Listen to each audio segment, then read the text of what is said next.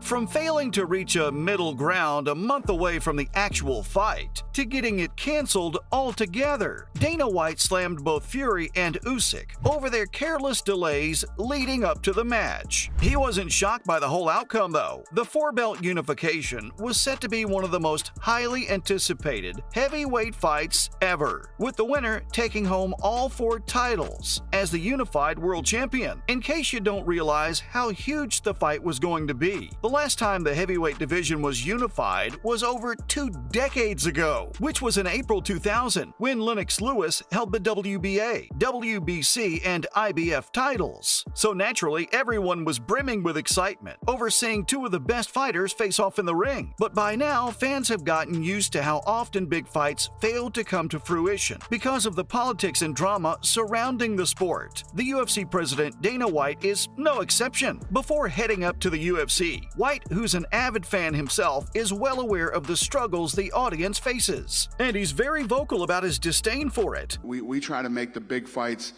when it's time to make the big fights, and I mean, think about this. Tonight on the prelims, you saw 11-0 versus 10-0 on the prelims. He wasn't even aware that the Fury versus Usyk fight hadn't been finalized. Although, to be fair, you'd think everything for a fight of that magnitude and importance would be managed well before its due date, right? Not for this one. About a month to go, and the two fighters weren't even done negotiating. While speaking at the UFC 286 post-fight press conference, White realized that the bout was yet to be scheduled, but the 53-year-old wasn't even surprised. It's scheduled though, right? Isn't? No? Never happened? Welcome to boxing, boys. I mean, is it shocking? Yes. Is it shocking? No. I mean, it's just, that is boxing. It's just the way that sport. He's been frustrated with the current state of boxing for a long time. Is it shocking? No.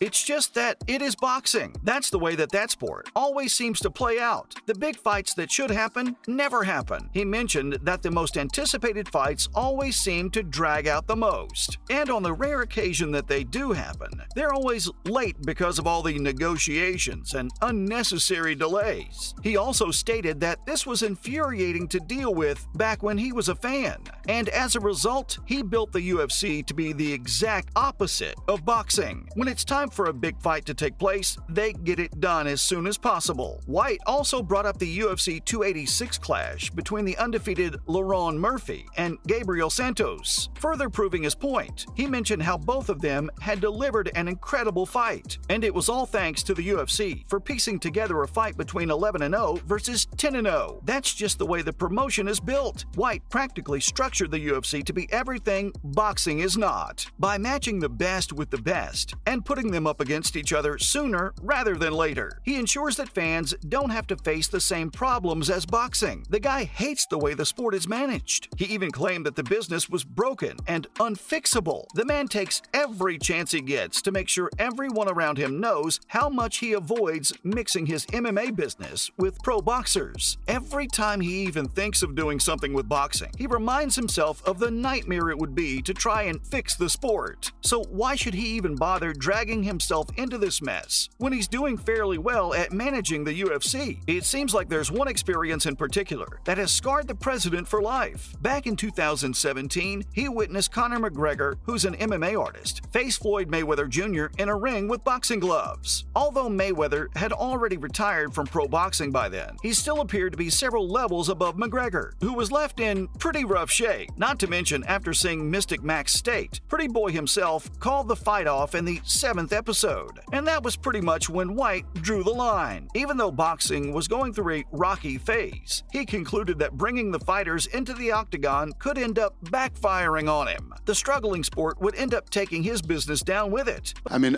that's the stuff that used to drive me crazy as a fan, and it's literally part of how I designed this company to not be. Bum, bum, what? Bum, bum, bum. I already done one Ukrainian Klitschko, didn't I? And I'll do you as well, gappy teeth. You ugly little man. You ugly little man.